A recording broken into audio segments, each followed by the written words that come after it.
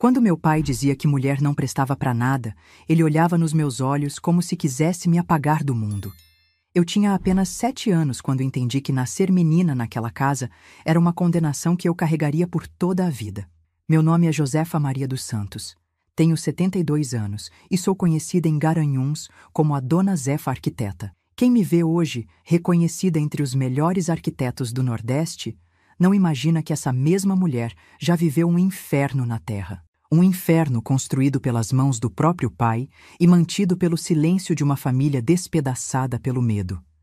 Se você já está me ouvindo aqui com atenção, escreva nos comentários deste vídeo: "Estou ouvindo você". Fico feliz de saber que tem pessoas nesse mundinho que ainda escutam os outros e não as ignoram com egoísmo. Nasci em 1953, numa casa simples de alvenaria nas encostas da Serra Negra, no agreste pernambucano.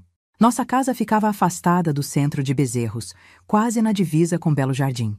Era uma construção simples, de chão batido, paredes descascadas e um telhado que, em dias de chuva forte, parecia que ia desabar na nossa cabeça. No quintal, tínhamos um pé de acerola, umas galinhas magrelas e um cachorro vira-lata chamado Valente, o único ser daquela casa que me olhava com carinho. Meu pai, Severino Pereira dos Santos, era pedreiro. Mãos grossas, pele curtida pelo sol, olhos pequenos e sempre inquietos. Ele saía cedo para trabalhar nas construções pela região e voltava quando o sol já estava se pondo. Nos dias bons, ele chegava cansado, comia calado e ia dormir. Nos dias ruins, e esses eram a maioria, ele parava no bar do seu Joaquim antes de vir para casa. Aprendi desde cedo a identificar os passos dele. Quando eram firmes e ritmados, significava que ele estava sóbrio e talvez aquela noite fosse tranquila. Quando eram arrastados, tropeçados, intercalados com risadas altas ou resmungos, eu sabia que vinha tempestade. Corria para o meu quarto. Na verdade, era apenas um canto da sala separado por uma cortina de chita. E fingia estar dormindo. Às vezes funcionava, às vezes não. Mulher só serve para 2 coisas nessa vida, ele costumava dizer, cuspindo as palavras junto com o bafo de cachaça. E nenhuma delas é pensar. Minha mãe, Josina, era o oposto dele. Pequena, magra, de mãos delicadas apesar do trabalho pesado. Falava pouco, quase sussurrando, como se tivesse medo que sua voz ocupasse espaço demais. Trabalhava como lavadeira, pegando roupa nas casas de família da cidade. Acordava antes mesmo do sol nascer. Acendia o fogão a lenha, deixava o café pronto e ia para o rio com as trouxas de roupa. Eu a via definhar um pouco a cada dia, como uma flor que vai murchando lentamente por falta de sol. Os olhos dela, que nas poucas fotografias antigas pareciam vivos e brilhantes, tinham se tornado opacos, distantes, como se ela estivesse sempre olhando para algum lugar muito além daquelas paredes. Meu irmão, Antônio, era 5 anos mais velho que eu. Quando éramos pequenos, brincávamos juntos. Ele fazia carrinhos de madeira para mim, me ensinava a soltar pipa, me defendia das outras crianças quando implicavam comigo. Mas quando completou 12 anos, algo mudou. Começou a andar com meu pai, a imitá-lo no jeito de falar, de se sentar, de olhar para as mulheres na rua. "Menino tem que aprender a ser homem cedo", dizia meu pai com orgulho, passando a mão na cabeça dele. E para mim, apenas um olhar de desprezo. "E menina tem que aprender a servir". A mesa de jantar da nossa casa era como um mapa das relações de poder daquela família. Meu pai sentava na cabeceira, Antônio à direita dele, minha mãe e eu do outro lado. Primeiro meu pai se servia, depois meu irmão. O que sobrava, e muitas vezes era pouco, ficava para minha mãe e para mim. "Homem precisa comer mais, tá trabalhando", justificava minha mãe quando eu reclamava de fome. Mas meu irmão não trabalhava ainda, apenas estudava como eu. A diferença era que ele tinha nascido com o que meu pai chamava de a ferramenta certa. A escola era meu único refúgio. Lá, por algumas horas, eu podia esquecer o cheiro de mofo da nossa casa, os gritos do meu pai, o choro silencioso da minha mãe. Adorava aprender, ler, descobrir que existia um mundo além daquelas montanhas que cercavam nossa cidade. A professora Dona Carmen dizia que eu tinha talento, que era inteligente. Essa menina vai longe. Ela falou uma vez para minha mãe, que sorriu um sorriso triste, como quem sabe que algumas portas já nasceram fechadas. Eu levava os elogios para casa, orgulhosa, mas logo aprendia a guardar as palavras para mim mesma. De que adianta a menina saber ler? Resmungava meu pai. Vai é aprender a cozinhar direito, isso sim. Nos dias de feira, minha mãe me levava com ela para ajudar a carregar as compras. Eu adorava o colorido das barracas, o cheiro de tempero, as conversas animadas. Era como se a cidade inteira estivesse em festa. Uma vez, parei em frente a uma barraca de brinquedos, olhando maravilhada para uma boneca de pano. Nunca tinha tido uma boneca de verdade. Apenas as que eu mesma fazia com espigas de milho e retalhos. Quer essa, minha filha? Perguntou o feirante, um senhor de cabelos brancos e sorriso gentil. Antes que eu pudesse responder, minha mãe me puxou pelo braço. Não temos dinheiro para isso, ela sussurrou. Mas eu sabia que não era só falta de dinheiro. Era medo. Medo de que meu pai descobrisse que tínhamos gastado dinheiro com uma bobagem. A cada ano que passava, Antônio se tornava mais parecido com meu pai. Não só na aparência, o mesmo queixo quadrado, os mesmos olhos pequenos, mas no jeito de tratar as mulheres, como se fôssemos menos que gente. Vai buscar água para mim, ele ordenava, mesmo estando mais perto do pote do que eu. E se eu demorasse, vinha o tabefe na cabeça, igual aos que meu pai dava na minha mãe. Na escola, os professores reclamavam do comportamento dele, diziam que ele era agressivo com as meninas, que não respeitava as professoras. Quando minha mãe contava isso para meu pai, a resposta era sempre a mesma. Deixa o menino, tá aprendendo a ser homem. Ah, eu fico emocionada de contar essas coisas para vocês. Me diz aí nos comentários de onde você está me assistindo, porque quero conhecer cada pessoa corajosa que está acompanhando essa história sofrida. E se você está gostando, aperta o gostei e se inscreve no canal para não perder as próximas histórias das vovós brasileiras. Cada uma de nós tem uma vida que dava um livro. Quando fiz 10 anos, ganhei de presente da minha professora um caderno novo. Era um caderno simples, de capa dura verde, mas para mim era o objeto mais precioso do mundo. Eu o escondia debaixo do colchão e só escrevia nele quando tinha certeza absoluta de que ninguém ia me ver. Escrevia histórias, poemas, desenhos. Criava mundos onde as meninas podiam ser o que quisessem. Astronautas, médicas, professoras. Mundos onde os pais abraçavam as filhas e diziam que tinham orgulho delas. Mundos onde ninguém tinha medo. Um dia, meu pai encontrou o caderno. Não sei como, talvez tenha revirado meus pertences enquanto eu estava na escola. Quando cheguei em casa, ele estava na sala, com o caderno aberto em suas mãos grosseiras. Que porcaria é essa? Perguntou ele, agitando o caderno no ar. Tá perdendo tempo com isso em vez de ajudar sua mãe? Fiquei paralisada, sem conseguir responder. Vi quando ele arrancou as folhas, uma a uma, e as jogou no fogo do fogão a lenha. Meus mundos, meus sonhos, tudo virando cinza diante dos meus olhos. Não derramei uma lágrima. Sabia que chorar só deixaria meu pai mais furioso. As brigas em casa eram constantes.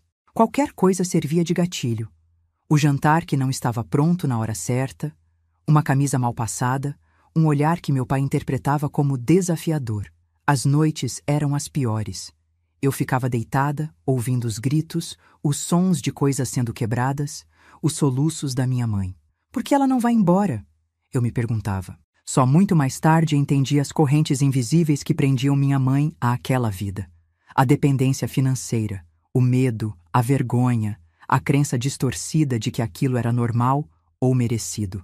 Às vezes, Dona Creusa, nossa vizinha, aparecia no dia seguinte com um prato de comida ou um remédio caseiro para os machucados. Nunca falava diretamente sobre os hematomas no rosto da minha mãe, sobre os olhos inchados de tanto chorar. Era um acordo silencioso. Ela oferecia ajuda sem fazer perguntas. Minha mãe aceitava sem dar explicações. O pior era quando meu pai estava de bom humor.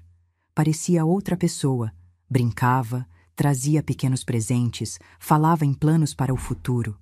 Nesses momentos, eu via minha mãe se encher de esperança, como se acreditasse que finalmente ele tinha mudado. Eu sabia melhor. A calmaria era apenas o prenúncio de outra tempestade. Nos domingos, íamos à igreja. Meu pai se transformava completamente. Colocava a melhor roupa, penteava o cabelo com cuidado, sorria para os conhecidos. Uma família abençoada, diziam as beatas, olhando para nós 4 sentados no banco da igreja. Se soubessem o que acontecia quando fechávamos a porta de casa. Quando completei 11 anos, meu corpo começou a mudar. Minha mãe me explicou rapidamente, com vergonha, sobre coisas de mulher. Alertou que eu precisava ter ainda mais cuidado agora, que devia me vestir de forma decente, não chamar atenção. Na época, não entendi bem o porquê de tanto medo. Infelizmente, descobriria da pior maneira possível. Minha infância foi esse constante caminhar nas sombras, tentando ser invisível, tentando não provocar a ira do meu pai ou do meu irmão, que cada dia mais se tornava um reflexo dele. Vivia com medo, com vergonha, com um nó constante na garganta.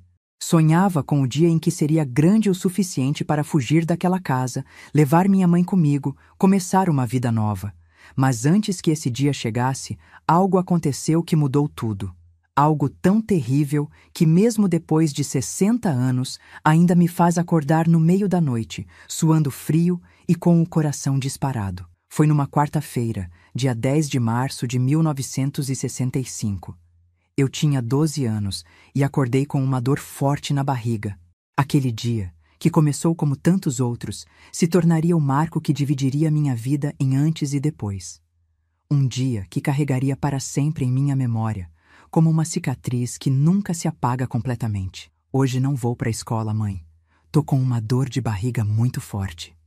Foi a primeira coisa que disse naquela manhã de quarta-feira, 10 de março de 1965, quando minha mãe entrou no meu cantinho para me acordar.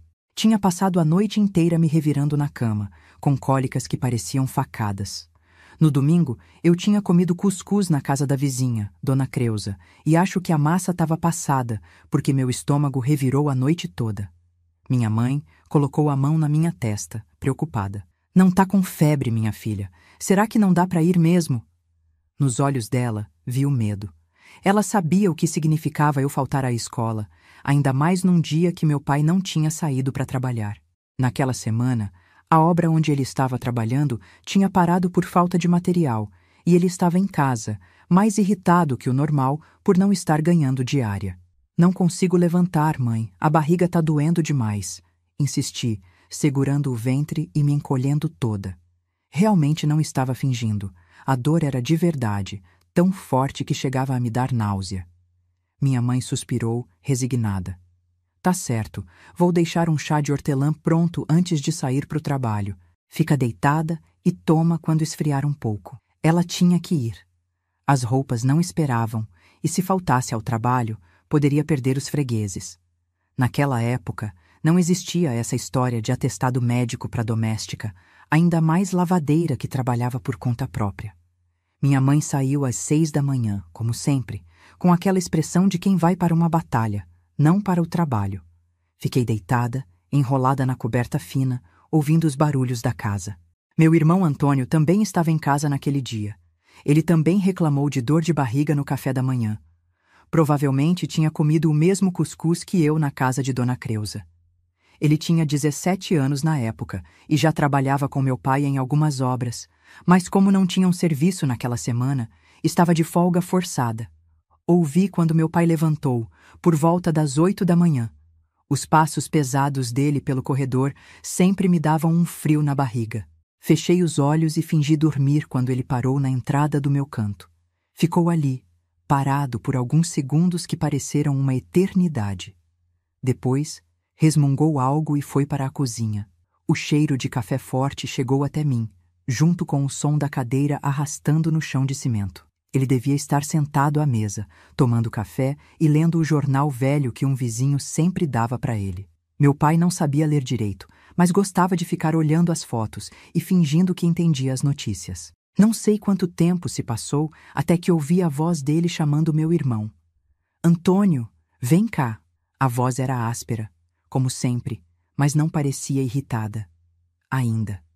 Ouvi os passos do meu irmão, mais leves que os do meu pai, mas já com aquela firmeza de quem está se transformando em homem. Que foi, pai? Tu não ia trabalhar comigo hoje na obra do seu Manuel? Ia sim, pai, mas tô com uma dor de barriga danada. Acho que foi o cuscuz que a gente comeu ontem na casa de Dona Creusa. Silêncio. Conseguia quase sentir meu pai mastigando as palavras antes de soltá-las. Ele odiava quando algo saía do controle dele, quando não seguíamos exatamente o que ele tinha planejado. E a tua irmã? Também não foi para a escola hoje? Acho que não, pai. Ela estava reclamando da mesma dor. Mais silêncio. Depois, o som da cadeira arrastando de novo, mais forte dessa vez. Os passos dele vindo na direção do meu canto. Meu coração acelerou tanto que parecia que ia saltar pela boca. A cortina de chita foi puxada com força, deixando entrar a claridade que feriu meus olhos. Ali estava ele, ocupando toda a entrada do meu pequeno espaço. Sua silhueta escura contra a luz que vinha da janela da sala. Então quer dizer que a princesinha também tá com dorzinha de barriga? A voz dele tinha aquele tom perigoso, aquela calma que antecede a explosão. Sentei-me na cama, puxando a coberta até o queixo, como se aquele pedaço de pano pudesse me proteger. Tô sim, pai. Dói muito. Ele deu um passo para dentro do meu canto, me olhando de cima a baixo. Tinha algo diferente no olhar dele naquele dia. Algo que nunca tinha visto antes e que me fez sentir um arrepio gelado na espinha. Você tá faltando aula por uma dorzinha de barriga? Desde quando menina minha é fraca desse jeito? Não respondi. Qualquer palavra poderia ser a errada, e eu já conhecia bem demais o peso da mão dele. Levanta daí. Se vai faltar aula, vai fazer alguma coisa que preste. Tentei me levantar, mas a dor era forte demais. Mal consegui sentar na beirada da cama. Meu pai perdeu a paciência. Num movimento rápido, arrancou a coberta que me protegia e me puxou pelo braço com tanta força que pensei que ia quebrar. Pai, tá doendo muito, chorei, tentando me soltar. O tapa veio certeiro no meu rosto. Senti o gosto de sangue na boca. Ele nunca tinha me batido com tanta força antes. Agora tu vai faltar aula. Tu vai trabalhar que nem uma vadia para aprender a nunca mais faltar o aprendizado. Tu já é burra por ser mulher, menina. Me arrastou pelo corredor até o quarto dele e de minha mãe. Meu estômago revirava, não sei se de medo ou da dor de barriga que ainda persistia. Quando chegamos lá, ele me jogou na cama com força. Foi até a porta e gritou: Antônio, vem cá agora. Meu irmão apareceu na porta, ainda de pijama, com o rosto pálido e suado. Também estava claramente doente. Mas meu pai não se importou. Agora você vai mostrar que é homem de verdade, disse meu pai para Antônio, me apontando na cama. Você vai ensinar uma lição para sua irmã. Antônio olhou confuso para meu pai, sem entender. Até aquele momento, apesar de imitar muitas das atitudes ruins do meu pai, meu irmão nunca tinha sido violento comigo. Irritante, mandão, sim, mas nunca tinha me agredido de verdade. Pai, o que é que o senhor está falando? A voz do meu irmão estava trêmula. Pela primeira vez, vi medo nos olhos dele. Não era o mesmo Antônio arrogante que imitava meu pai, que me tratava como criada. Naquele momento, ele parecia tão assustado quanto eu. Tô falando que você vai mostrar para ela o que acontece com mulher que não sabe o lugar dela. Você vai usar ela do jeito que mulher tem que ser usada. Meu coração gelou. Não entendi direito o que meu pai queria dizer, mas sabia que era algo terrível. Antônio também entendeu, porque deu um passo para trás, balançando a cabeça. Eu não posso fazer isso, pai. Ela é minha irmã. O rosto do meu pai se contorceu numa expressão que nunca vou esquecer. Era puro ódio. Se você não fizer o que teu pai tá mandando, filho, você vai tomar porrada até teus dentes caírem, até aprender. Meu pai empurrou Antônio para dentro do quarto e fechou a porta. Eu estava paralisada de medo, sem conseguir me mexer. Antônio olhava para o chão, para as paredes, para qualquer lugar menos para mim. Pai, por favor, implorei, com lágrimas escorrendo pelo rosto, mas não havia misericórdia naquele homem. Ele agarrou Antônio pela camisa e o empurrou na minha direção. Você vai fazer o que eu tô mandando, ou vai apanhar até não conseguir levantar. E depois vai ver o que eu mesmo vou fazer com ela. O que aconteceu a seguir é algo que tento apagar da minha memória todos os dias há quase 60 anos. Meu próprio irmão, tremendo e chorando, foi forçado a fazer coisas comigo que nenhum irmão deveria fazer com uma irmã. Meu pai ficou ali, assistindo tudo, com um sorriso doentio no rosto e uma protuberância visível na calça que só anos depois eu entenderia o que significava. Fechei os olhos e me desliguei do meu corpo. Era como se eu estivesse flutuando acima da cena, vendo tudo acontecer com outra pessoa. Não era eu ali naquela cama, sendo violada. Não podia ser. Durante todo o tempo, meu pai ficava dando instruções, dizendo o que Antônio deveria fazer, como se estivesse ensinando um ofício. É assim que se faz com mulher, dizia ele, com aquela voz que parecia vir do fundo de um poço. Elas são feitas para isso. A dor física era terrível, mas pior ainda era a confusão na minha cabeça. Aquele era meu pai, o homem que deveria me proteger. Aquele era meu irmão, que um dia tinha me ensinado a soltar pipa. Como podiam estar fazendo aquilo comigo? Quando finalmente acabou, meu irmão saiu correndo do quarto vomitando no corredor. Ouvi o barulho da porta da frente batendo. Ele tinha fugido para a rua. Fiquei ali, imóvel, sentindo uma dor que ia muito além do físico. Era como se algo dentro de mim tivesse se quebrado para sempre. Meu pai ainda estava no quarto, se ajeitando, colocando a calça no lugar. Foi só então que percebi o que tinha acontecido. Ele não só tinha forçado meu irmão a me violentar, como tinha sentido prazer em assistir. Agora você aprendeu, disse ele antes de sair do quarto, me deixando sozinha com minha dor e vergonha. Não sei quanto tempo fiquei ali, entre lençóis sujos de sangue e lágrimas. Poderiam ter sido minutos ou horas. O tempo tinha perdido o sentido. Quando finalmente consegui me levantar, meu corpo inteiro doía. Me arrastei até o banheiro e fiquei debaixo do chuveiro, esfregando a pele até ficar vermelha, como se pudesse lavar o que tinha acontecido. A água fria caía sobre mim, mas eu não sentia. Era como se estivesse anestesiada, incapaz de sentir qualquer coisa além daquele vazio horrível que tinha se instalado dentro de mim.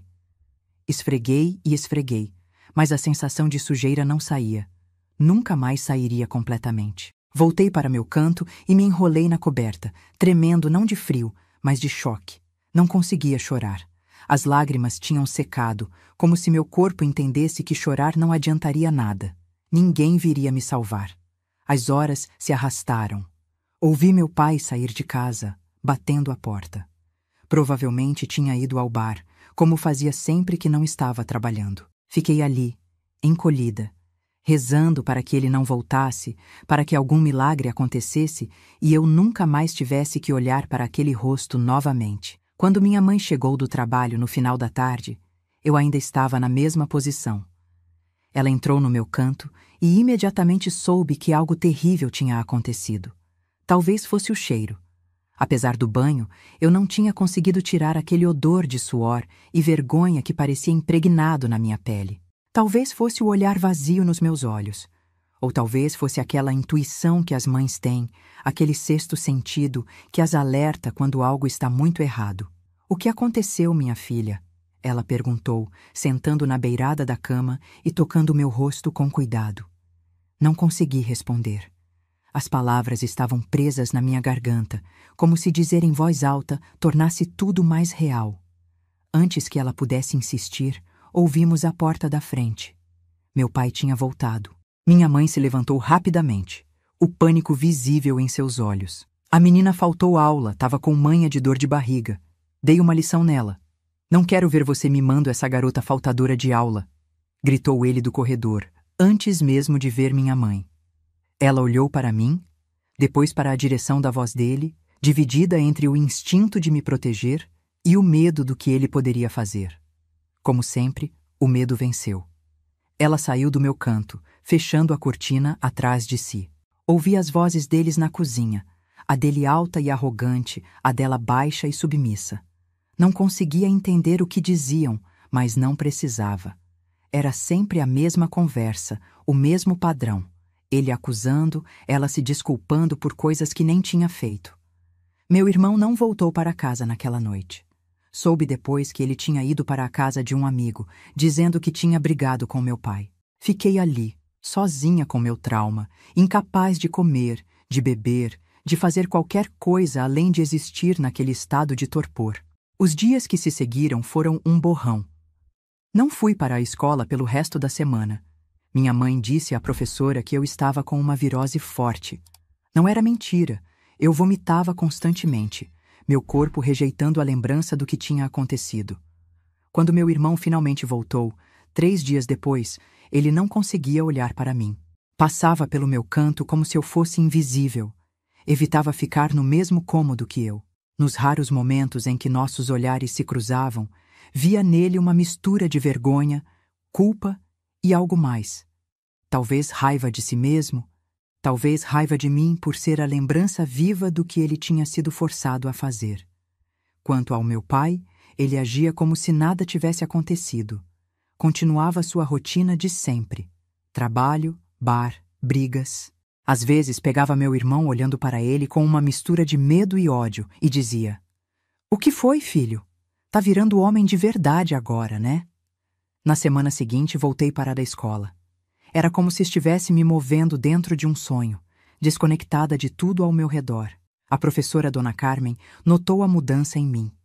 Eu, que sempre tinha sido participativa, interessada, agora mal levantava os olhos do caderno.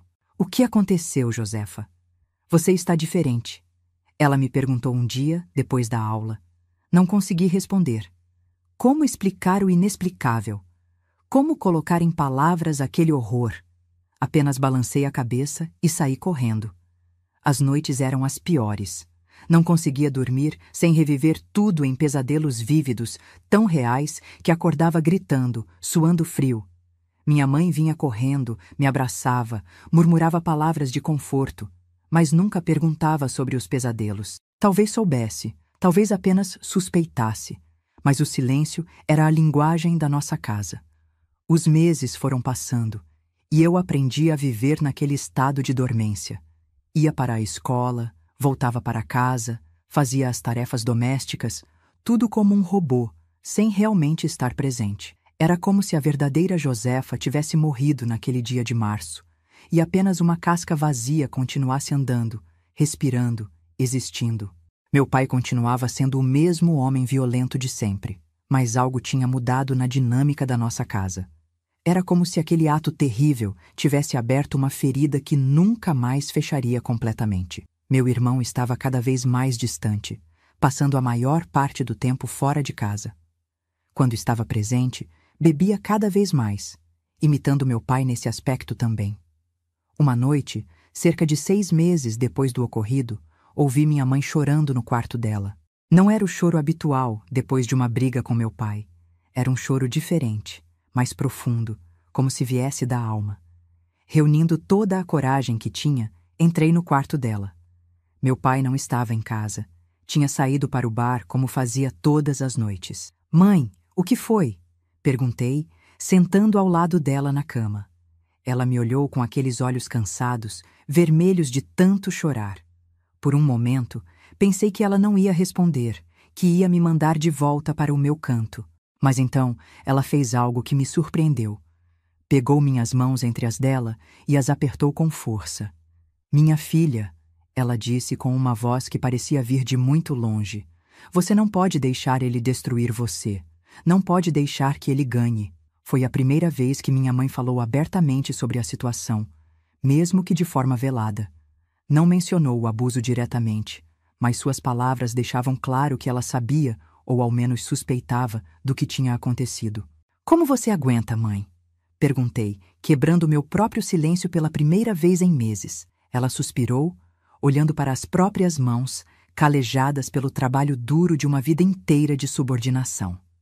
"Aguento por você. Para te proteger como posso. Um dia vamos sair daqui, prometo." Não acreditei muito naquela promessa. Parecia impossível escapar daquela vida, mas algo no olhar determinado da minha mãe me deu um fio de esperança para me agarrar. Naquela noite, fiz algo que não fazia desde o dia do abuso. Chorei. Não o choro silencioso que tinha se tornado meu companheiro nas noites solitárias, mas um choro alto, convulsivo, que parecia vir das profundezas do meu ser. Chorei por tudo que tinha perdido, pela infância roubada, pela inocência destruída. Chorei pela menina que eu era e nunca mais seria. Minha mãe me abraçou, me embalou como fazia quando eu era pequena. Não disse nada. Não havia palavras que pudessem consertar o que estava quebrado. Mas naquele abraço, senti pela primeira vez que não estava completamente sozinha. Os meses foram se transformando em anos. Completei 13, 14, 15 anos, sempre vivendo naquela casa de horrores, sempre temendo o próximo acesso de raiva do meu pai, sempre evitando ficar sozinha com ele. A escola continuava sendo o meu único refúgio, o único lugar onde podia ser apenas Josefa, não a filha do Severino, não a menina que carregava um segredo terrível. Meu irmão Antônio, aos 20 anos, estava cada vez mais parecido com meu pai em alguns aspectos. O jeito de andar, de falar, o vício na bebida. Mas algo nele tinha se quebrado naquele dia fatídico. Ele nunca mais teve a mesma arrogância, a mesma prepotência. Era como se carregasse um peso invisível nas costas. Uma culpa que nenhuma quantidade de cachaça conseguia apagar. Minha mãe e eu desenvolvemos uma forma silenciosa de comunicação. Um olhar, um gesto, era suficiente para nos alertarmos sobre o humor do meu pai, sobre quando era melhor desaparecer, ficar invisível. Sobrevivíamos um dia de cada vez, agarradas à promessa de que um dia escaparíamos daquele inferno. E então, quando eu tinha 16 anos, aconteceu algo que mudou tudo novamente. Não sei se foi coincidência ou se foi o destino finalmente decidindo que já tínhamos sofrido o suficiente. Tudo começou numa tarde de sexta-feira, quando meu pai chegou mais cedo do trabalho, já embriagado e com um humor terrível. Depois daquele dia terrível, viver na mesma casa que meu pai e meu irmão era como respirar com uma pedra no peito. Cada canto daquela casa tinha virado uma armadilha, cada sombra escondia um pesadelo. Eu não era mais uma menina. Aquela Josefa morreu naquela cama junto com minha inocência. O que restou foi uma casca vazia, tentando sobreviver um dia de cada vez. Durante os 4 anos seguintes, entre meus 12 e 16 anos, aprendi a me tornar invisível. Acordava antes de todo mundo, às 5 da manhã, só para não ter que encontrar meu pai na cozinha. Voltava da escola e me enfiava no meu cantinho, atrás daquela cortina de chita que era minha única proteção. Fazia minhas tarefas domésticas em silêncio absoluto, como uma sombra se movendo pela casa. Quanto menos eles notassem minha presença, melhor. Comecei a guardar cada centavo que conseguia. Às vezes, Dona Carmen, minha professora, me dava uns trocados para comprar material escolar. Eu economizava até o último centavo, escondendo as moedas num buraco que tinha cavado debaixo da cama, protegido por uma tábua solta. Não sabia quando, mas um dia aquele dinheiro seria minha passagem para longe dali. Minha mãe e eu nunca falamos diretamente sobre o que aconteceu naquele dia. Era como se tivéssemos feito um pacto silencioso, não mencionar o horror para não dar mais poder a ele. Mas eu via nos olhos dela que ela sabia. Quando meu pai não estava por perto, ela me tratava com um cuidado especial, um carinho silencioso que dizia: "Sei o que você está passando, filha. Estou aqui." Yua, uma vez por mês, minha mãe conseguia alguns trocados extras das patroas e comprava um sabonete de glicerina para mim. Era um luxo enorme naquela época, mas ela insistia. "É bom para a pele", dizia ela, mas eu sabia o que realmente significava. Era a forma dela dizer que eu não estava suja, que o que tinha acontecido não tinha me manchado para sempre.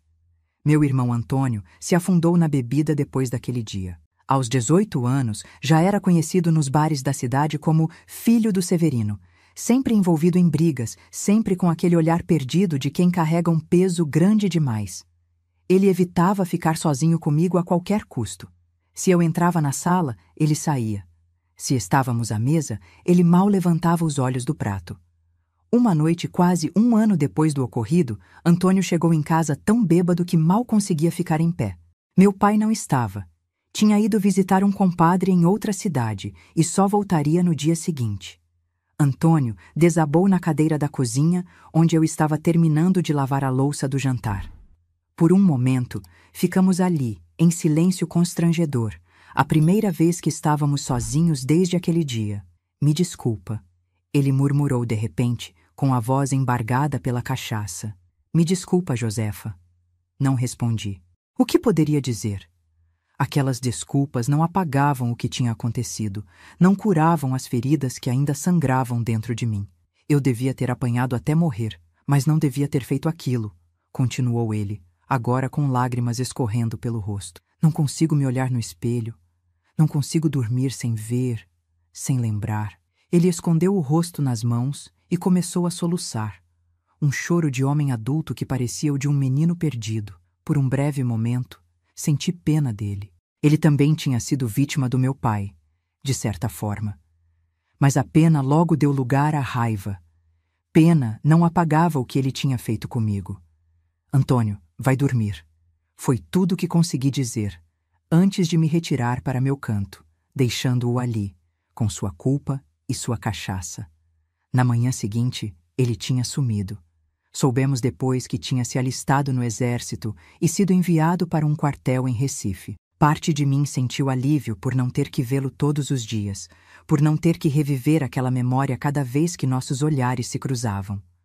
Outra parte se ressentiu por ele poder fugir, enquanto eu continuava presa naquela casa com meu pai. Meu pai fingiu tristeza quando soube que Antônio tinha partido, mas viu brilho de satisfação nos olhos dele.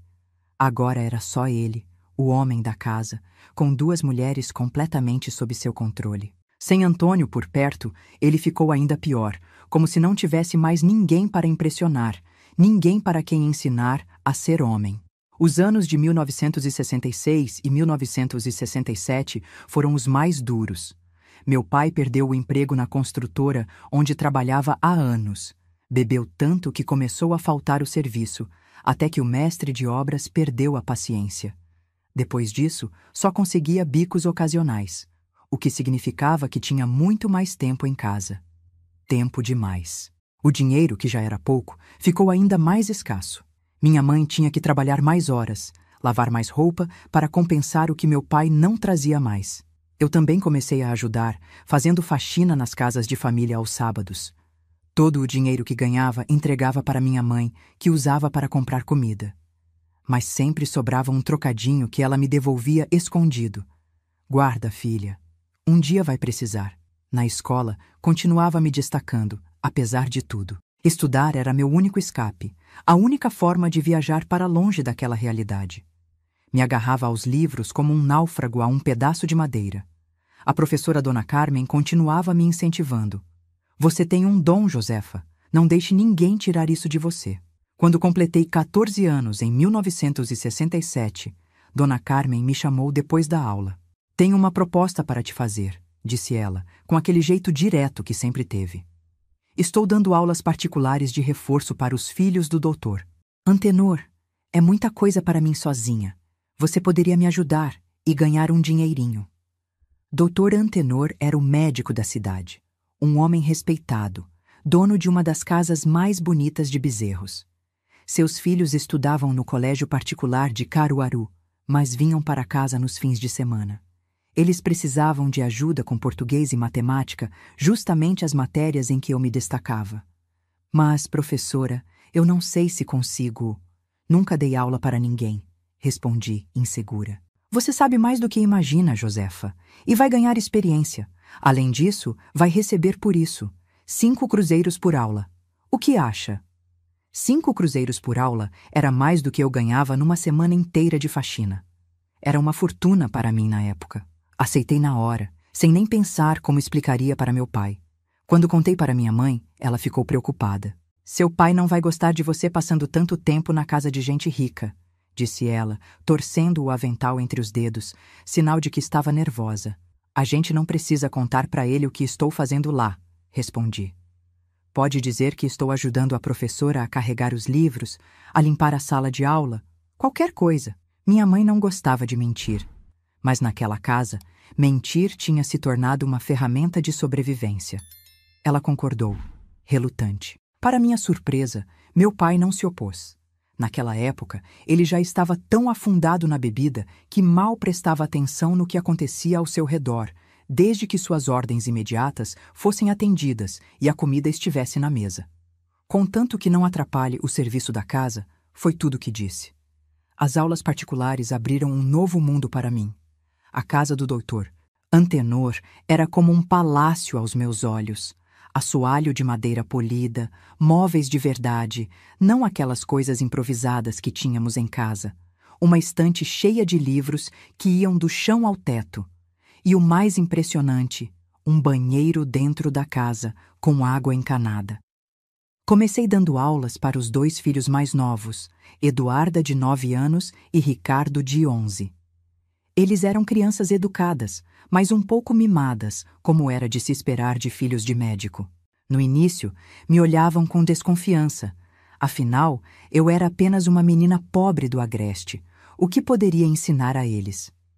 Mas logo ganhei sua confiança com minha paciência e meu conhecimento. A esposa do Dr. Antenor, Dona Cecília, sempre me tratou com respeito. Oferecia café com bolo quando eu chegava, perguntava sobre meus estudos, me emprestava livros da biblioteca da família. Era um tratamento que nunca tinha recebido de um adulto além da minha professora. Um dia, depois de uns 3 meses dando aulas, Dona Cecília me chamou para uma conversa em particular. Josefa, tenho notado como você é inteligente e dedicada. Meu marido e eu conversamos e gostaríamos de te oferecer uma oportunidade. Conhecemos a diretora do Colégio Santa Maria, em Caruaru, onde nossos filhos estudam. Eles têm um programa de bolsas para alunos carentes com bom desempenho acadêmico. Gostaríamos de te recomendar. Fiquei sem palavras. O Colégio Santa Maria era um dos melhores da região, frequentado apenas pelos filhos das famílias mais abastadas. Jamais tinha sonhado em estudar num lugar assim. Mas, como eu iria para Caruaru todos os dias? Perguntei, pensando na distância de quase 30 quilômetros entre as cidades.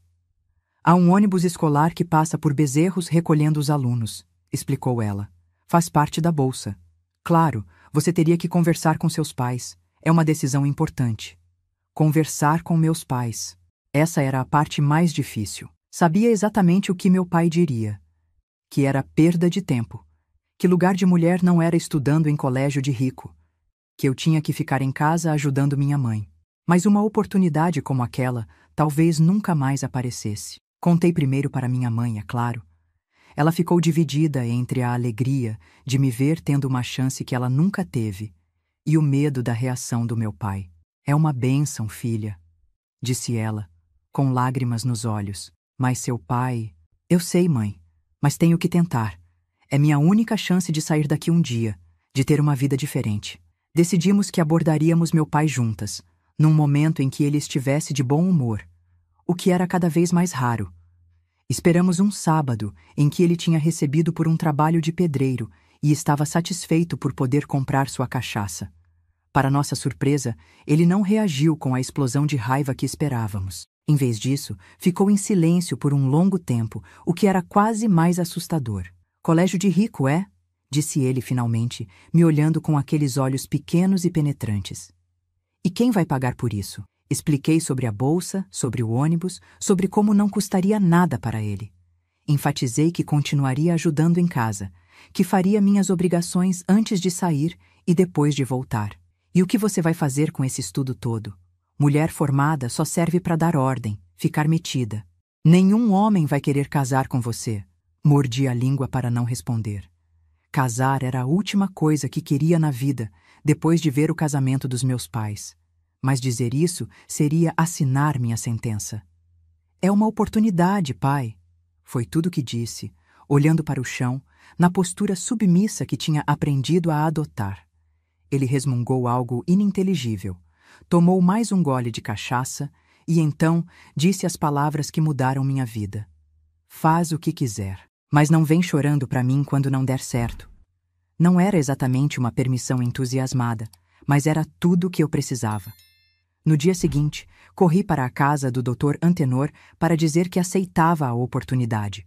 Em março de 1968, aos 15 anos, comecei a estudar no Colégio Santa Maria. Acordava às 5 da manhã, fazia minhas tarefas domésticas e pegava o ônibus escolar às 6:30. Voltava às 4 da tarde e ainda tinha tempo de ajudar minha mãe com o jantar e a arrumação da casa. O colégio era tudo o que eu tinha imaginado e mais. Salas amplas e arejadas, biblioteca com milhares de livros, laboratório de ciências, até uma quadra de esportes. No início, me senti completamente deslocada. Meu uniforme era de segunda mão, doado por uma ex-aluna, e ficava um pouco grande em mim. Meus sapatos eram os mesmos que usava na escola municipal, já gastos e remendados. As outras meninas, filhas de fazendeiros, comerciantes e profissionais liberais, me olhavam com curiosidade e, algumas, com desdém. Mas logo meu desempenho nas aulas começou a chamar a atenção. Os professores notaram como eu absorvia cada nova informação, como participava das discussões, como minhas redações e trabalhos estavam sempre entre os melhores. Comecei a ganhar o respeito dos colegas, se não a amizade. Estudar no Santa Maria abriu horizontes que eu nem sabia que existiam. Aprendi sobre arte, literatura, ciências, história mundial, coisas que jamais teria aprendido na pequena escola municipal de Bezerros. Pela primeira vez, comecei a vislumbrar um futuro além das montanhas do Agreste, além da vida de privação e medo que conhecia. Ah, vocês não imaginam como era difícil equilibrar esses dois mundos. De dia, eu era a aluna promissora do Santa Maria, discutindo Machado de Assis e equações do segundo grau. De noite, voltava a ser a filha do Severino, a menina que tinha que abaixar a cabeça e ficar invisível para não provocar a ira do pai. As coisas em casa não melhoraram durante esse período. Meu pai continuava bebendo, continuava violento com minha mãe. A única diferença é que agora passava menos tempo em casa, o que era um alívio para nós duas. Eu chegava da escola, abraçava minha mãe e podíamos ter algumas horas de paz antes que ele voltasse do bar. Uma das professoras do Santa Maria, Dona Margarida, se tornou minha mentora. Ela dava aulas de literatura e tinha um jeito de falar sobre os livros que fazia as histórias ganharem vida. Foi ela quem primeiro mencionou a possibilidade de faculdade. Você tem potencial para ir muito além, Josefa, disse ela um dia, depois de ler minha análise de Dom Casmurro. Já pensou em fazer vestibular? Faculdade parecia um sonho tão distante quanto ir à lua. Ninguém na minha família jamais tinha terminado sequer o ensino fundamental, quanto mais entrado numa universidade. Não sei se consigo, professora, respondi, insegura. E mesmo se conseguisse passar, como pagaria? Existem universidades públicas gratuitas, explicou ela. A Federal de Pernambuco em Recife, por exemplo. Com suas notas, você teria boas chances de passar. E há programas de assistência para alunos de baixa renda. A ideia de ir para Recife, a capital, parecia absurda. Ficava a mais de 100 quilômetros de Bezerros. Como viveria lá? Onde moraria? Como me sustentaria? Mas a semente tinha sido plantada e começou a germinar silenciosamente dentro de mim. No final de 1969, quando estava terminando o primeiro ano do científico, o que hoje seria o ensino médio, recebi uma notícia que me deixou em choque. Antônio, meu irmão, tinha morrido. A notícia chegou através de um telegrama enviado pelo Exército. Ele tinha sido transferido para o Amazonas, para trabalhar na construção da Transamazônica, e contraído malária. Não resistiu ao tratamento precário disponível naquela região remota. Não sabia como me sentir. Parte de mim ainda o odiava pelo que tinha feito. Outra parte lembrava do menino que um dia tinha sido meu irmão, que me ensinara a soltar pipa, que me defendia das outras crianças. E outra parte ainda pensava que ele também tinha sido vítima do meu pai, forçado a fazer algo terrível sob ameaça de violência. Minha mãe chorou por dias. Apesar de tudo, ele era seu filho, seu primogênito. Meu pai reagiu de forma estranha. Não demonstrou tristeza, apenas uma espécie de irritação, como se a morte de Antônio fosse um inconveniente, uma falha pessoal do filho. Sempre foi fraco, disse ele ao receber a notícia. Um homem de verdade não morre de febre. Foi nesse momento que percebi a total falta de humanidade do meu pai. Não havia amor nele, nem mesmo pelo próprio filho. Havia apenas aquela obsessão doentia com força, com dominação, com uma visão distorcida do que significava ser homem. A morte de Antônio, por mais contraditórios que fossem meus sentimentos em relação a ele, solidificou minha determinação de escapar daquela casa, daquela vida. Não podia terminar como ele, destruído pelas ações do meu pai, carregando culpas e traumas até o túmulo. Intensifiquei meus estudos.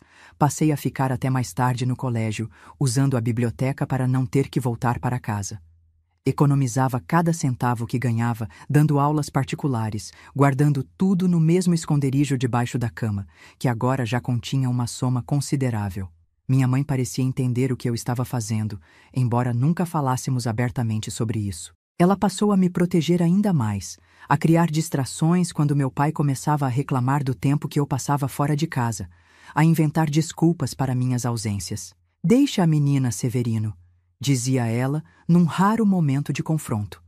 "Ela está fazendo o trabalho da escola." Em meados de 1970, quando eu já estava no segundo ano do científico, aconteceu algo que acelerou meus planos. Meu pai, bêbado como sempre, começou a me olhar de um jeito que reconheci imediatamente. O mesmo olhar que tinha naquele dia fatídico de março de 1965. Um olhar que misturava desprezo e desejo. Uma combinação que me gelava até os ossos. "Tá ficando uma mulher e tanto, hein?" disse ele um dia, me cercando na cozinha enquanto eu lavava a louça. Esses estudos todos, esse rebolado de quem sabe das coisas, senti meu estômago revirar. Não era a primeira vez que ele fazia insinuações desde aquele dia, mas nunca tinha sido tão direto, tão ameaçador. Meu irmão não estava mais ali para ser usado como instrumento da sua perversão. Agora eu estava sozinha. "Pai, preciso terminar aqui e ir estudar", respondi, tentando manter a voz firme, embora meu corpo inteiro tremesse. Ele se aproximou mais, seu hálito de cachaça me engolfando como uma nuvem tóxica. "Estudar, é? E o que é que tu tá aprendendo nessa escola de rico? A dar para doutor?" Suas mãos grossas agarraram meus braços, apertando com força suficiente para deixar marcas. Fechei os olhos, preparando-me para o pior, quando ouvi a voz da minha mãe. "Severino, o Zé da Venda tá chamando você lá fora. Disse que é urgente." Meu pai hesitou, ainda me segurando. Depois, com um resmungo irritado, me soltou bruscamente. "Isso não acabou", murmurou antes de sair para atender o suposto chamado. Não havia ninguém esperando por ele, claro. Era apenas mais uma das estratégias de sobrevivência da minha mãe. Quando ele voltou, furioso por ter sido enganado, ela já tinha me escondido no quarto da vizinha, Dona Creusa, que finalmente tinha entendido a gravidade da nossa situação e se oferecido para ajudar.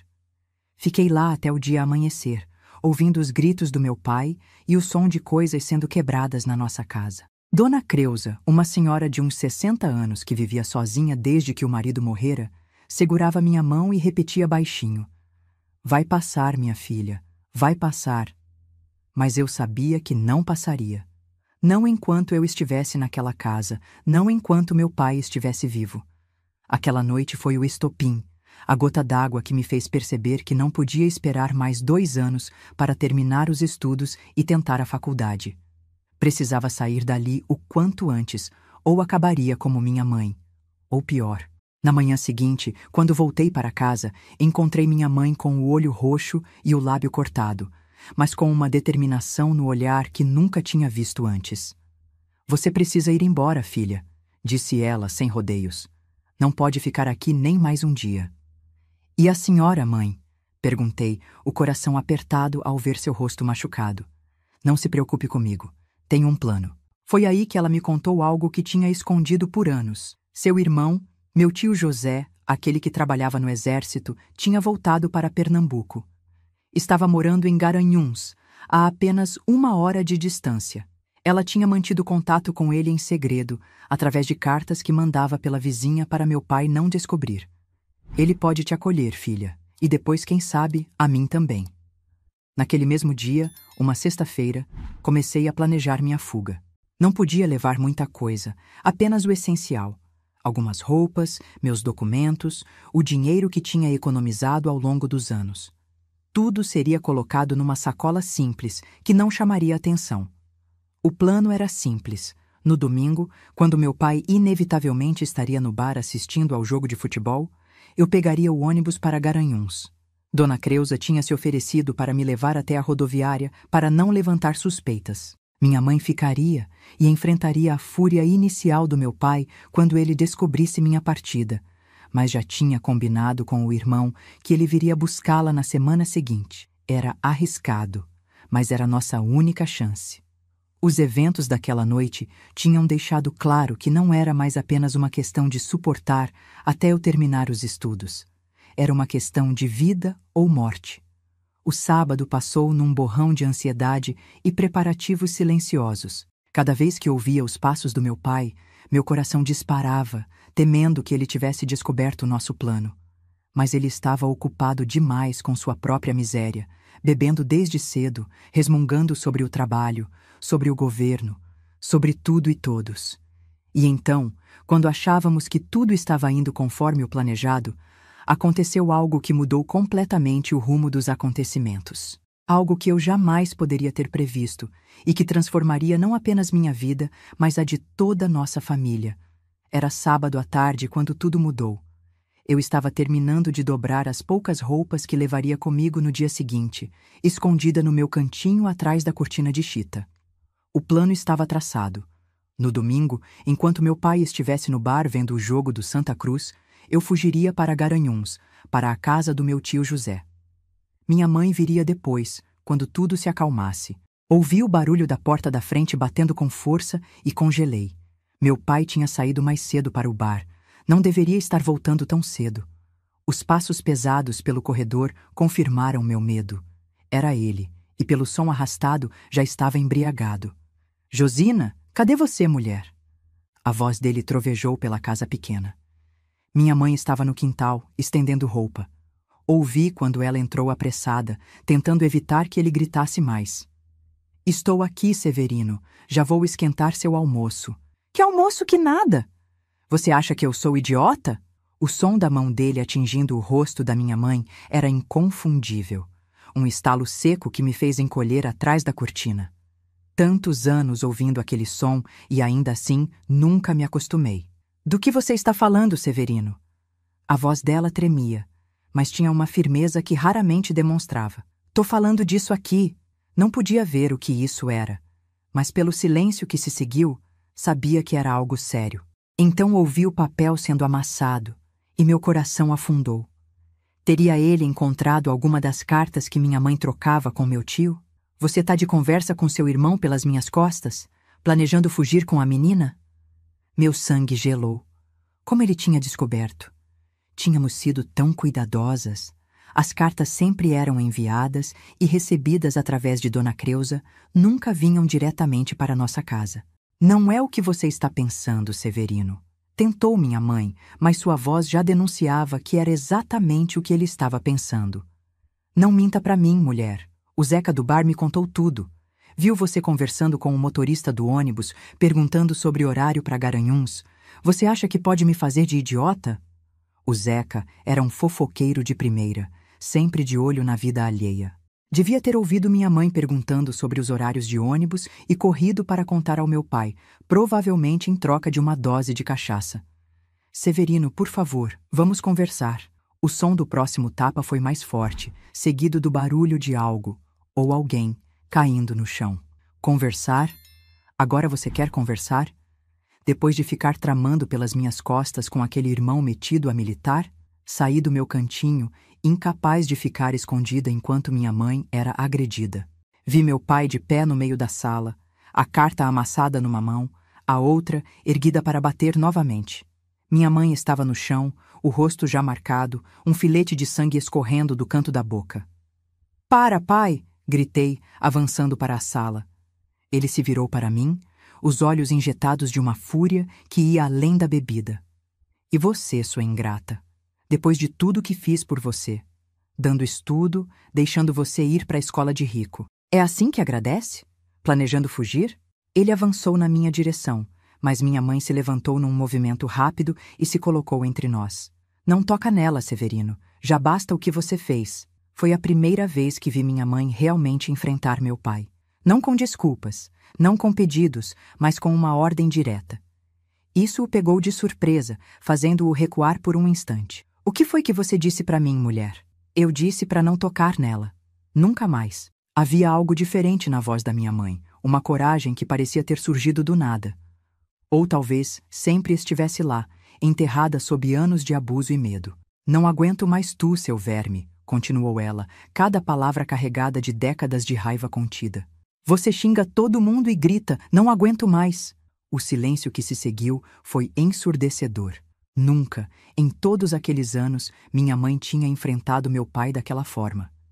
Ele a encarou, surpreso demais para reagir imediatamente. Fala mais um pio e você vai ver o que é não aguentar mais, rosnou ele, recuperando-se do choque. Minha mãe apenas virou as costas e foi para o quarto. Eu a segui, com medo do que poderia acontecer. Ela começou a pegar algumas roupas e colocar numa sacola. O que a senhora está fazendo, mãe? Perguntei confusa. Estamos indo embora, agora. Não consegui acreditar no que estava ouvindo. Ir embora? Naquele exato momento?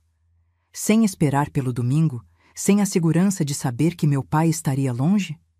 Mas, mãe, o plano era amanhã. Os planos mudaram, filha. Não podemos mais esperar. Ele já sabe. Na próxima vez pode ser pior. Ela estava certa, é claro. Agora que meu pai sabia dos nossos planos, a situação tinha se tornado ainda mais perigosa. Se ficássemos, não haveria garantia de que sobreviveríamos até o dia seguinte. Comecei a pegar minhas coisas também, o coração batendo tão forte que parecia que ia explodir. Meu pai tinha voltado para a sala. Podia ouvi-lo andando de um lado para o outro, resmungando, provavelmente decidindo o que faria conosco. Estávamos quase terminando de arrumar nossas poucas coisas quando ouvimos outra batida na porta da frente. Forte, decidida, diferente das batidas hesitantes dos vizinhos que às vezes apareciam. Quem diabos é agora? Gritou meu pai, indo atender. Quando a porta se abriu, ouvi uma voz que não reconheci imediatamente. Grave, autoritária, com aquele sotaque característico do agreste mais profundo. Cadê minha irmã? Minha mãe congelou, os olhos arregalados. José, ela sussurrou, e pela primeira vez em anos vi esperança genuína naqueles olhos cansados. Corri para a sala a tempo de ver meu tio José entrando em nossa casa. Ele era alto, quase uma cabeça mais alto que meu pai, com ombros largos de quem carrega peso há décadas. O uniforme militar estava impecável, as botas brilhando, a postura ereta. Mas o que mais impressionava eram seus olhos, escuros e duros como pedras, fixos em meu pai com uma intensidade que fez até mesmo Severino recuar um passo. Quem você pensa que é para entrar na minha casa assim? Meu pai tentou manter a pose de autoridade, mas sua voz traiu seu medo. Sou o irmão da Josina, e vim buscar ela e minha sobrinha. Meu pai riu, aquela risada nervosa de quem tenta disfarçar o pânico. Elas não vão a lugar nenhum, são minha família, minha responsabilidade. Responsabilidade?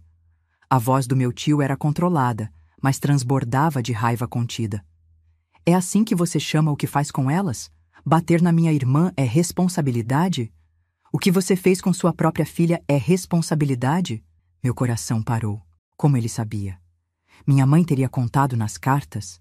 Ou seria apenas uma suposição baseada nos outros abusos que já conhecia? Não sei do que você está falando. Meu pai tentou desconversar, mas o suor já escorria por sua testa. Apesar do dia não estar particularmente quente. Sei tudo, Severino. Absolutamente tudo. Meu tio deu um passo à frente e meu pai recuou automaticamente. Era como assistir a um leão encurralando sua presa. Josina, pega suas coisas e da menina. Vocês vêm comigo agora. Minha mãe apareceu na porta do quarto, segurando as 2 sacolas que tínhamos preparado. Seu rosto ainda tinha as marcas dos tapas recentes, o que só fez a expressão do meu tio endurecer ainda mais. Elas não vão a lugar nenhum, gritou meu pai, avançando na direção da minha mãe. Foi seu maior erro.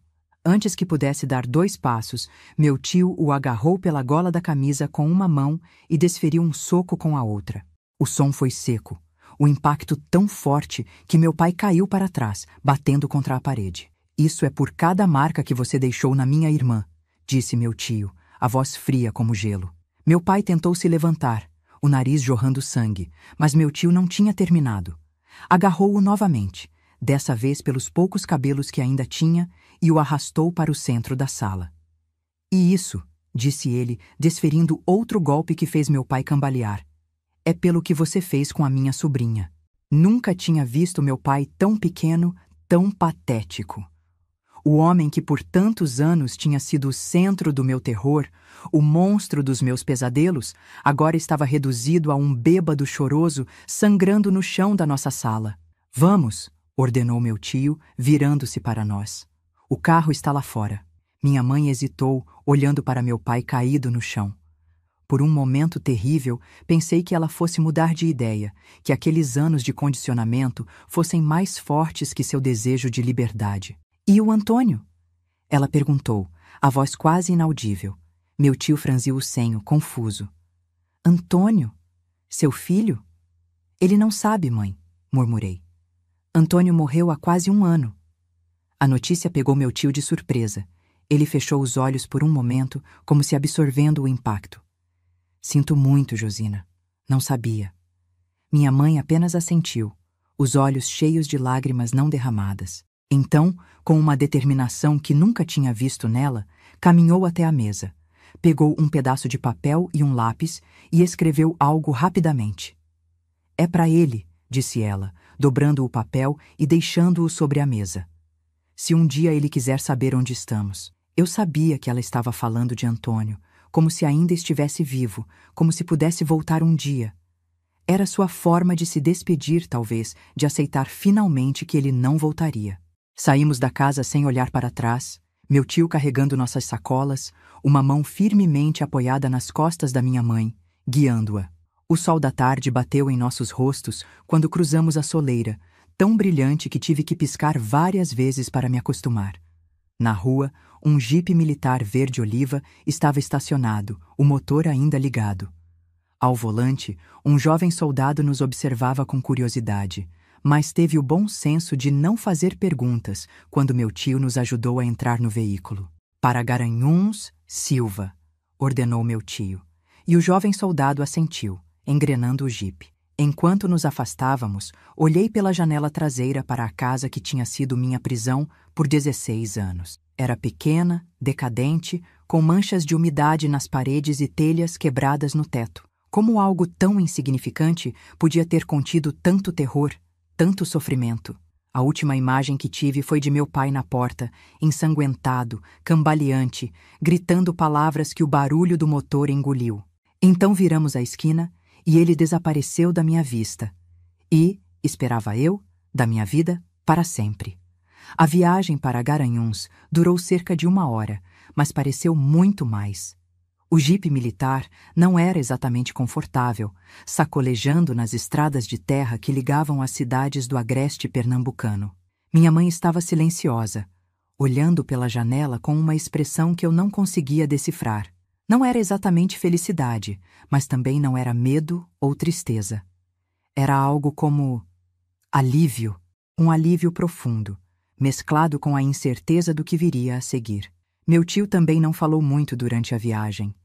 De vez em quando, olhava pelo retrovisor para nós duas, como se quisesse se certificar de que estávamos realmente ali, que tínhamos realmente escapado. Numa dessas vezes, nossos olhares se cruzaram e ele deu um pequeno sorriso, o primeiro que vi em seu rosto normalmente sério.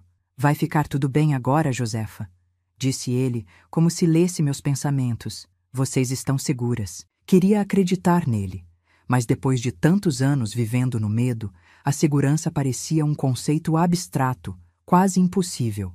Como seria viver sem ter que calcular cada palavra, cada gesto, para não provocar uma explosão de violência? Como seria adormecer sem temer o que poderia acontecer durante a noite? Chegamos a Garanhuns quando o sol já estava se pondo, pintando o céu de laranja e rosa sobre as 7 colinas que cercavam a cidade. Era muito diferente de Bezerros, maior, mais movimentada, com casarões antigos e jardins bem cuidados no centro. A Suíça pernambucana, como a chamavam, por causa do clima ameno e da arquitetura que lembrava vagamente cidades europeias. A casa do meu tio ficava num bairro tranquilo nas encostas de uma das colinas. Era simples, mas bem maior e mais confortável que a nossa em Bezerros. Tinha um pequeno jardim na frente, com um pé de jasmim que perfumava o ar da noite, e um quintal nos fundos onde ele cultivava algumas hortaliças. Não é muito, mas é nosso, disse ele, abrindo a porta para nós. Podem ficar o tempo que precisarem. A casa tinha 2 quartos. Um seria para minha mãe, outro para mim. Era a primeira vez na vida que eu teria um quarto só para mim, com uma porta de verdade, não apenas uma cortina separando meu espaço do resto da casa. Meu tio mora sozinho? Perguntei à minha mãe enquanto desfazíamos as sacolas no quarto que seria meu. Sim, respondeu ela, dobrando cuidadosamente as poucas roupas que tínhamos trazido. A esposa dele morreu faz alguns anos, câncer. Eles não tiveram filhos. Senti uma pontada de tristeza pelo meu tio, esse homem que mal conhecia, mas que tinha arriscado tudo para nos salvar. Perder a esposa e agora abrindo sua casa para nós, sem hesitação. Os primeiros dias na casa do meu tio foram estranhos, como aprender a respirar de novo depois de quase se afogar. Acordava sobressaltada no meio da noite, achando que ainda estava naquele quarto escuro em Bezerros, esperando os passos pesados do meu pai no corredor. Demorava alguns segundos para me situar, para lembrar que estava segura, que aquele pesadelo tinha acabado. Minha mãe também estava diferente. Aos poucos, via as sombras deixarem seus olhos, as linhas de preocupação constante em sua testa suavizarem.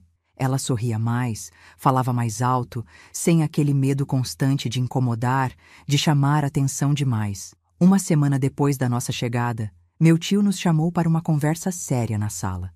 Sentou-se na poltrona de couro gasto, que era seu lugar habitual, nós duas no sofá à frente. Precisamos falar sobre o futuro de vocês, começou ele, direto como sempre. Josina, você tem alguma ideia do que quer fazer agora? Minha mãe pareceu surpresa com a pergunta.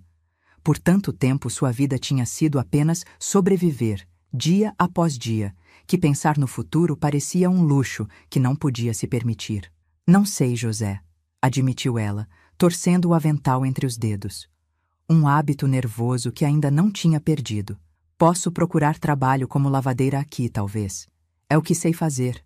Meu tio balançou a cabeça. Não precisa se preocupar com dinheiro por enquanto, mana. Tenho o suficiente para nós 3. E você já trabalhou duro demais na vida. Ele se virou para mim. E você, Josefa? Quer continuar estudando? Mais que tudo no mundo, respondi sem hesitar. Ele sorriu, parecendo satisfeito com minha resposta. Tem uma escola boa aqui perto, o Colégio Diocesano. Não é tão renomado quanto o Santa Maria, mas é respeitável. Podemos ver se aceitam sua transferência para terminar o científico. A ideia de continuar estudando, de não ter que abandonar meu sonho de fazer faculdade um dia, me encheu de uma alegria que não sentia há muito tempo. Obrigada, tio, de verdade. Não precisa agradecer, respondeu ele, o rosto suavizando. Vocês são minha família. Devia ter vindo buscar vocês há muito tempo. Vi a culpa em seus olhos e entendi que ele se recriminava por não ter agido antes, por não ter nos salvado anos atrás. O importante é que veio quando precisamos mais, disse minha mãe, estendendo a mão para tocar o braço do irmão. Nunca vou poder agradecer o suficiente. Nos dias que se seguiram, começamos a construir uma nova rotina. Meu tio tinha razão. O Colégio Diocesano aceitou minha transferência sem problemas, especialmente depois de verem minhas notas excepcionais do Santa Maria. Comecei a frequentar as aulas já na semana seguinte. Era estranho estar numa escola nova, com colegas novos, num momento tão turbulento da minha vida. Mas, de certa forma, foi bom ter algo para me concentrar além do trauma que tinha vivido. Os estudos sempre foram meu refúgio, e agora não era diferente. Minha mãe, por sua vez, floresceu de maneiras que nunca imaginei ser possível. Livre do jugo do meu pai, ela revelou talentos e interesses que tinha mantido escondidos por anos. Descobrimos que ela tinha um dom para a culinária. Não apenas a comida simples que fazíamos em casa, mas pratos elaborados, doces delicados, pães de fermentação natural. Onde aprendeu a cozinhar assim, mãe? Perguntei um dia, depois de provar um bolo de rolo que derretia na boca, perfeito em cada camada fina. Com minha avó, quando era menina, respondeu ela, os olhos brilhando com memórias de um tempo antes do meu pai, antes da dor. Ela era cozinheira numa casa grande em Recife, Sabia fazer de tudo, desde o mais simples feijão até doces para festas de embaixador. Meu tio, vendo o talento dela, sugeriu que começasse a vender seus doces. Começou pequeno, alguns bolos de rolo, cocadas, beijinhos para festas de aniversário no bairro. Logo, o nome de Josina se espalhou, e ela tinha encomendas quase todos os dias. Pela primeira vez na vida, minha mãe estava ganhando seu próprio dinheiro fazendo algo que amava, algo que a fazia sorrir.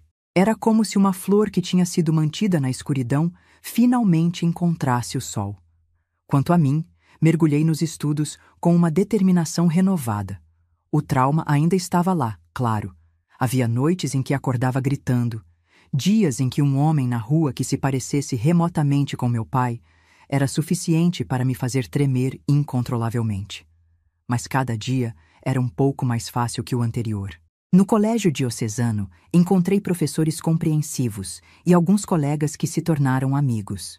Uma em particular, Mariana, filha do farmacêutico da cidade, se aproximou de mim apesar da minha reserva inicial. Ela era inteligente, engraçada e parecia não se importar com meu passado obscuro, com minha relutância em falar sobre minha família. Todo mundo tem fantasmas, Josefa, disse ela um dia, quando estávamos estudando na biblioteca. Alguns são só mais barulhentos que outros.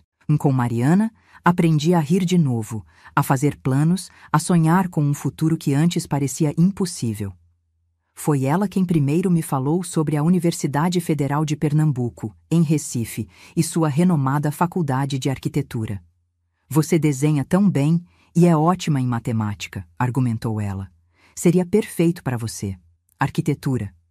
A ideia de criar espaços, de transformar ambientes, de construir algo belo e funcional ao mesmo tempo, me fascinou imediatamente. Talvez fosse uma forma de redesenhar minha própria vida, de construir algo sólido e belo a partir das ruínas do meu passado. Os meses se transformaram em anos. Terminei o científico no colégio diocesano com as melhores notas da turma. Minha mãe agora tinha um pequeno negócio de doces, com uma clientela fiel e crescente. Meu tio, aproximando-se da aposentadoria do exército, falava em comprar um sítio nos arredores de Garanhuns, onde poderia criar galinhas e cultivar uma horta maior. Nunca mais tivemos notícias do meu pai. Às vezes, me perguntava se ele ainda estava vivo, se ainda vivia naquela casa decadente em Bezerros, se ainda bebia até cair todas as noites. Mas essas perguntas vinham com menos frequência a cada ano que passava. Ele estava se tornando um personagem distante, quase mítico, de um conto de terror que eu tinha sobrevivido. Em 1972, aos 19 anos, prestei vestibular para arquitetura na UFPE. O exame foi difícil, com milhares de candidatos competindo por poucas vagas. Estudei como nunca antes, praticamente vivendo na biblioteca municipal nos meses que antecederam a prova. O dia em que saiu o resultado foi um dos mais emocionantes da minha vida. Mariana e eu fomos juntas até Recife para ver as listas de aprovados afixadas nos murais da universidade. A viagem de ônibus pareceu durar uma eternidade, nossas mãos suando de nervosismo. Quando finalmente chegamos e nos abrimos caminho entre a multidão de jovens ansiosos, meu coração parecia que ia explodir. E lá estava, no meio da lista de arquitetura e urbanismo, Josefa Maria dos Santos. Gritei, pulei, abracei Mariana com tanta força que quase a derrubei. Ela também tinha sido aprovada, em farmácia, seguindo os passos do pai. Naquele momento, todo o sofrimento, toda a luta parecia valer a pena. Eu tinha conseguido. A menina pobre do Agreste, filha de lavadeira, que cresceu numa casa de terror, agora era universitária. Voltei para Garanhuns naquele mesmo dia, mal podendo esperar para dar a notícia à minha mãe e ao meu tio. Quando cheguei em casa, eles já estavam me esperando na sala, nervosos quanto eu. "Passei!" anunciei assim que cruzei a porta. "Estou na UFP!" O abraço da minha mãe foi tão forte, tão cheio de orgulho, que me fez chorar. Meu tio, sempre tão contido, tinha lágrimas nos olhos quando me abraçou em seguida.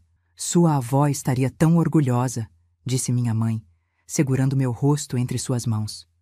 Tão orgulhosa. Era a primeira vez que ela mencionava minha avó. Sua mãe, que tinha morrido antes mesmo de eu nascer. Percebi então que estava carregando não apenas meus sonhos, mas os sonhos de gerações de mulheres da minha família que nunca tiveram a chance que eu agora tinha. A logística de estudar em Recife, enquanto morava em Garanhuns, seria complicada. A cidade ficava a quase 240 quilômetros de distância, uma viagem de mais de 3 horas de ônibus. Não seria prático ir e voltar todos os dias. Você vai precisar se mudar para Recife? Disse meu tio, sempre prático. Podemos alugar um quarto para você numa pensão, perto da universidade. A ideia de me mudar para a capital, de viver sozinha pela primeira vez, era ao mesmo tempo excitante e aterrorizante. Recife era uma cidade grande, caótica, muito diferente da tranquilidade de Garanhuns. Mas eu estava determinada a enfrentar esse novo desafio. Vou procurar trabalho lá, disse, não querendo ser um fardo financeiro para meu tio e minha mãe. Talvez como desenhista ou dando aulas particulares. Não se preocupe com isso agora, respondeu meu tio. Concentre-te nos estudos no primeiro semestre, depois vemos como fica. Nas semanas que se seguiram, preparamos tudo para minha mudança. Minha mãe costurou novas roupas para mim, meu tio comprou material de desenho, réguas, esquadros. Tudo o que eu precisaria para o curso. Mariana, que também se mudaria para Recife, sugeriu que dividíssemos um quarto numa pensão para moças no bairro da Boa Vista, perto tanto da faculdade de arquitetura quanto da de farmácia. No dia da partida, minha mãe me abraçou por um longo tempo na rodoviária, como se quisesse guardar a sensação do meu corpo junto ao dela. Tenha cuidado, minha filha, sussurrou ela em meu ouvido. E lembre-se sempre de quem você é, de onde veio, do que superou para chegar até aqui. Meu tio, mais contido como sempre, me deu um abraço rápido, mas firme.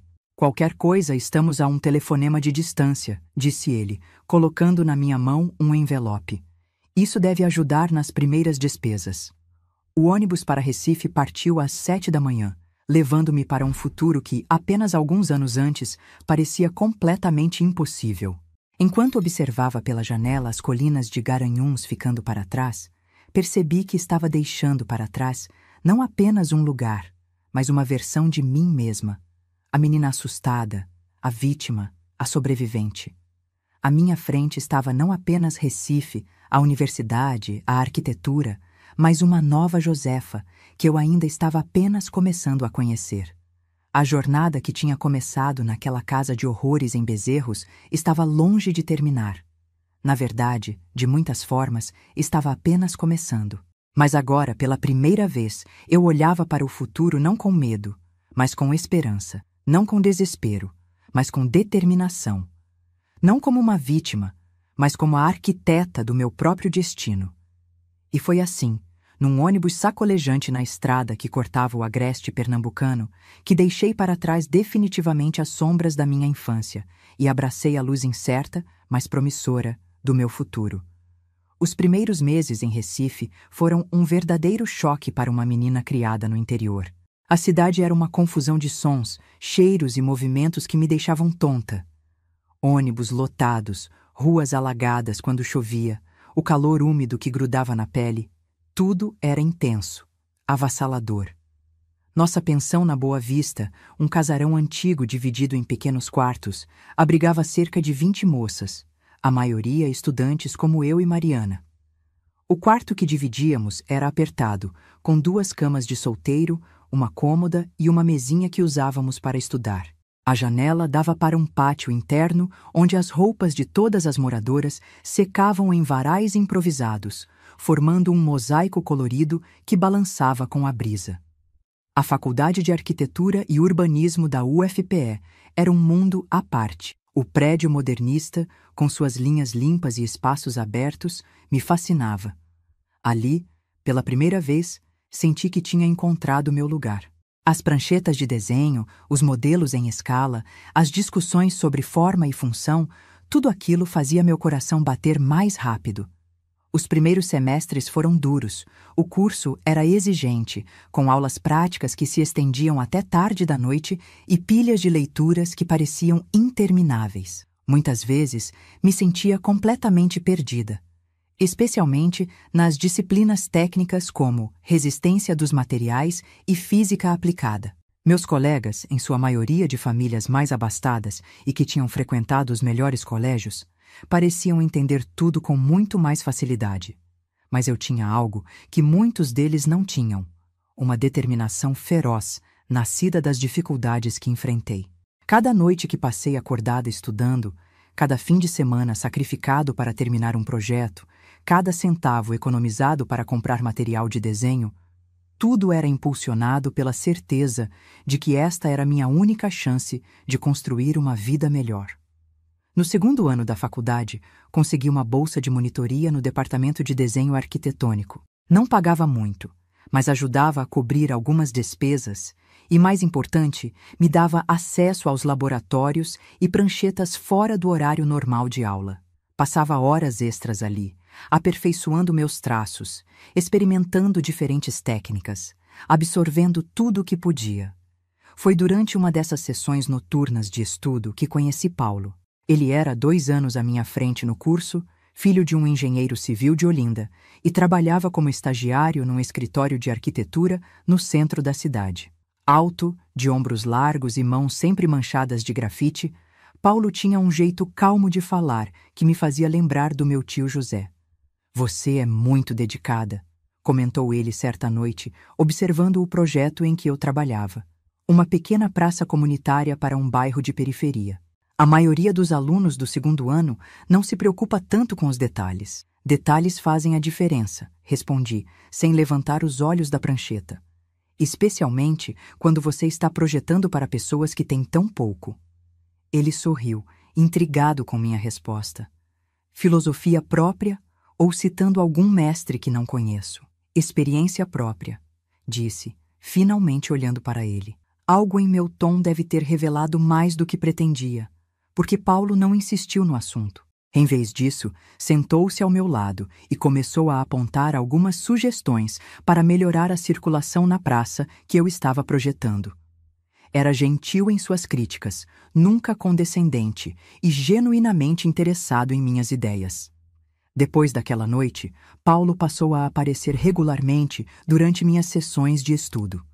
Conversávamos sobre arquitetura, sobre os professores, sobre livros e música. Ele me emprestava livros raros de sua pequena biblioteca e me convidava para exposições e palestras que aconteciam na cidade. Nunca pressionava por mais informações sobre meu passado, respeitando meu silêncio sobre certos assuntos. Aos poucos, quase sem perceber, comecei a me apaixonar. Não foi um sentimento avassalador como nos romances que lia escondida quando adolescente. Foi algo gradual, construído tijolo por tijolo, como os edifícios que aprendíamos a projetar. A confiança veio antes do desejo, o respeito antes da intimidade. Por muito tempo, resisti a esses sentimentos. O que tinha vivido com meu pai e meu irmão tinha deixado cicatrizes profundas, um medo arraigado da proximidade física com qualquer homem. A ideia de ser tocada, mesmo que com carinho, me causava pânico. Paulo percebia minha hesitação, meu recuo quando ele se aproximava demais e nunca forçava a situação. "Temos tempo", dizia ele, com aquele sorriso calmo. "Toda boa arquitetura requer paciência." Foi só no meu 3º ano de faculdade, quase 1 ano depois de nos conhecermos, que finalmente contei a Paulo sobre meu passado. Estávamos sentados num banco do Parque 13 de Maio, depois de uma longa caminhada pelo centro histórico da cidade. O sol começava a se pôr, pintando o céu de laranja e rosa. E algo naquele momento, a tranquilidade, a beleza, a sensação de segurança ao lado dele, me deu coragem. Falei por horas, as palavras saindo como uma represa que finalmente se rompe.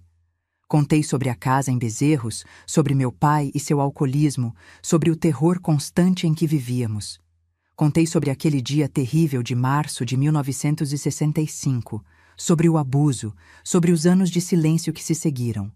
Contei sobre o resgate, sobre minha mãe e meu tio, sobre como tinha chegado até ali. Paulo escutou tudo sem interromper, sem julgar, sem aquela expressão de pena que eu tanto temia. Quando terminei, já era noite, e as luzes do parque tinham se acendido ao nosso redor. Ele estendeu a mão lentamente, dando-me tempo para recuar se quisesse, e segurou a minha. Obrigado por confiar em mim, disse ele, a voz embargada pela emoção. Você é a pessoa mais forte que já conheci. Naquele momento, algo se curou dentro de mim. Não completamente. Algumas feridas nunca cicatrizam inteiramente, mas o suficiente para me permitir dar um passo à frente, para arriscar confiar, para começar a acreditar que merecia ser amada. Nosso relacionamento progrediu lentamente, sempre respeitando meus limites, meus medos. Paulo nunca me pressionou por intimidade física, entendendo que cada pequeno avanço, um beijo, um abraço, mãos dadas, representava uma enorme vitória sobre meu passado. Em 1976, quando me formei em arquitetura, Paulo já estava estabelecido num pequeno escritório próprio em Boa Viagem. Ele tinha se especializado em residências de médio porte e pequenos edifícios comerciais, com uma abordagem que priorizava a sustentabilidade e a integração com o ambiente, conceitos que só muito mais tarde se tornariam moda na arquitetura brasileira. Minha mãe e meu tio vieram para minha formatura, ambos visivelmente orgulhosos. Minha mãe, agora com um pequeno negócio próspero de doces em Garanhuns, parecia 10 anos mais jovem do que quando vivíamos em Bezerros. Meu tio, recém-aposentado do exército, tinha comprado aquele sítio que tanto sonhava e passava os dias entre suas galinhas e sua horta, em paz com o mundo. Sua avó estaria tão orgulhosa, disse minha mãe, ajeitando a beca que eu usaria na cerimônia. A primeira da família a ter um diploma universitário. Depois da formatura, Paulo me fez uma proposta que mudaria minha vida novamente: tornar-me sócia de seu escritório. Você tem um talento único, Josefa, argumentou ele. Sua sensibilidade para espaços sociais, para a arquitetura que realmente melhora a vida das pessoas, é algo raro. Precisamos disso no escritório. Aceitei, é claro. Nos anos seguintes, o escritório Santos em Mendes, meu sobrenome antes do dele, pois Paulo insistia que o talento principal era meu, ganhou reconhecimento por projetos que combinavam estética, funcionalidade e responsabilidade social. Especializamo-nos em escolas, centros comunitários e habitações populares que maximizavam espaços pequenos sem sacrificar a qualidade de vida. Em 1978, Paulo me pediu em casamento. Foi numa noite comum, depois de um longo dia de trabalho, enquanto dividíamos uma pizza na sala do nosso escritório. Não houve joelho dobrado, nem anel de diamantes, nem palavras grandiosas, apenas a pergunta simples, direta, feita com aquela calma que tanto me cativava nele. Quero construir uma vida com você, Josefa. Uma casa, uma família, um futuro. Quer se casar comigo? Disse sim sem hesitar. Aos 25 anos, tinha finalmente chegado a um ponto em que podia olhar para o futuro sem medo, em que podia imaginar uma vida compartilhada sem o fantasma do meu passado obscurecendo tudo. Casamos numa cerimônia simples na pequena capela do sítio do meu tio, em Garanhuns. Apenas família e amigos próximos, um almoço preparado por minha mãe, música tocada por vizinhos. Paulo respeitou meu desejo de não ter um grande evento, entendendo que multidões ainda me deixavam ansiosa, que preferia a intimidade de espaços menores, de rostos familiares. Nossa casa, projetada por nós dois, é claro, ficava num terreno arborizado em Boa Viagem, perto o suficiente da praia para sentirmos a brisa marinha, mas longe o bastante para evitarmos o burburinho dos turistas. Era uma construção moderna, com linhas limpas e grandes janelas que deixavam entrar muita luz natural. Tínhamos um pequeno estúdio anexo, onde trabalhávamos quando não estávamos no escritório central, e um jardim interno onde cultivávamos plantas nativas do Nordeste. Em 1980, nasceu nossa primeira filha, Clara, nome escolhido pela luz que trouxe às nossas vidas. 3 anos depois, veio Antônio, nomeado em homenagem ao meu irmão, uma forma de ressignificar aquele nome, de dar a ele um novo começo, uma nova história. A maternidade trouxe desafios que não esperava. Havia dias em que o contato físico constante, exigido por um bebê, me sobrecarregava, em que o choro me trazia lembranças de gritos do passado. Paulo percebia quando eu estava no limite e assumia os cuidados com as crianças, dando-me o espaço para respirar, para me recompor. Com o tempo, aprendi a separar essas reações do meu presente. a entender que eram ecos de um trauma, não reflexos da minha capacidade como mãe. Aprendi a pedir ajuda quando precisava, a não me punir por momentos de fraqueza, a celebrar pequenas vitórias cotidianas. À medida que meus filhos cresciam, o escritório também prosperava. Ganhamos prêmios nacionais por nossos projetos de escolas sustentáveis e fomos convidados para palestrar em universidades por todo o Nordeste. Sempre que possível, incluía em minhas palestras uma mensagem sobre a importância da arquitetura social, sobre como espaços bem projetados podem transformar vidas, especialmente de pessoas em situação de vulnerabilidade. Em 1989, aos 36 anos, fundei o projeto Casas de Luz, uma iniciativa sem fins lucrativos que oferecia assessoria técnica gratuita para famílias de baixa renda que construíam suas próprias casas nas periferias de Recife. Arquitetos e estudantes voluntários ajudavam essas famílias a otimizar espaços, melhorar condições de ventilação e iluminação, e garantir segurança estrutural com os recursos limitados que tinham disponíveis. O projeto me reconectou com minhas origens, com a menina que um dia viveu numa casa pequena e sufocante no interior de Pernambuco. Cada família que ajudávamos era, de certa forma, uma versão da minha própria família que eu gostaria de ter podido salvar mais cedo. Em 1995, recebi um telefonema que mudaria novamente o curso da minha vida. Era uma assistente social de Bezerros, procurando por Josefa Maria dos Santos, filha de Josina e Severino. Seu pai está morrendo, disse ela sem rodeios. Cirrose hepática, estágio terminal. Ele pediu para encontrá-la. Fiquei em silêncio por tanto tempo que a mulher perguntou se eu ainda estava na linha. Não tinha ouvido o nome do meu pai em décadas. Para mim, ele tinha deixado de existir no momento em que saí daquela casa com minha mãe e meu tio. Como ele conseguiu meu telefone? Perguntei finalmente. Sua mãe, respondeu ela. Ela nos deu o número quando soube da condição dele. Minha mãe, que agora morava conosco em Recife depois que meu tio falecera alguns anos antes, não tinha mencionado nada sobre isso. Desliguei o telefone prometendo pensar no assunto, mas já sabia minha resposta. Naquela noite, depois que as crianças estavam na cama, conversei com minha mãe e Paulo sobre o telefonema. Minha mãe admitiu que tinha dado meu contato à assistente social. Não quis te perturbar com isso, filha, explicou ela. Mas achei que você deveria ter a escolha de ir ou não. Paulo, como sempre, apoiou qualquer decisão que eu tomasse. Estarei com você se decidir ir, disse ele. Ou te apoiarei se decidir ficar. Passei a noite inteira acordada, revivendo memórias que pensei ter enterrado há muito tempo. Pela manhã, tinha minha resposta. Não vou, disse a Paulo quando ele acordou. Ele teve décadas para procurar perdão, para mudar, para tentar reparar o mal que fez. Não vou dar a ele o conforto de uma reconciliação no leito de morte. Paulo assentiu, respeitando minha decisão como sempre fez. Minha mãe também entendeu, embora tenha decidido ir ela mesma.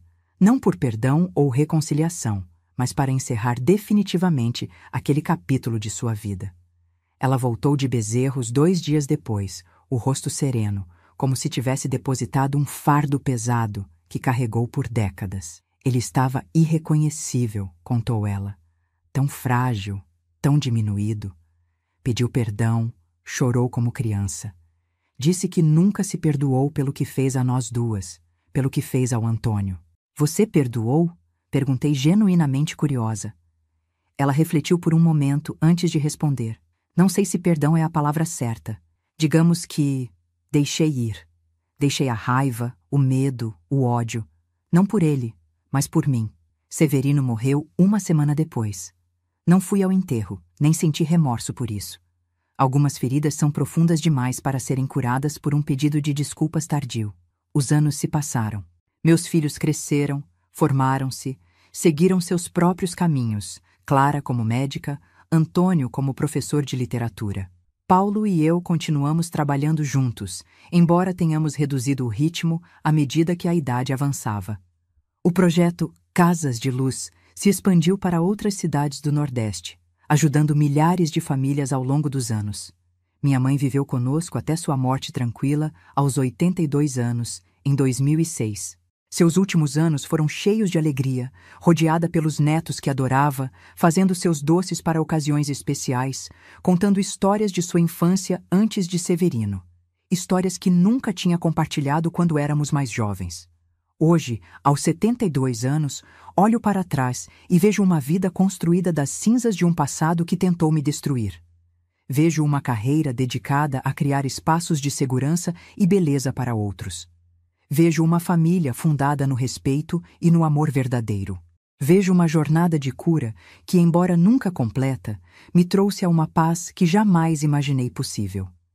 A menina aterrorizada de Bezerros se transformou na arquiteta respeitada de Recife, na esposa amada, na mãe orgulhosa, na avó carinhosa.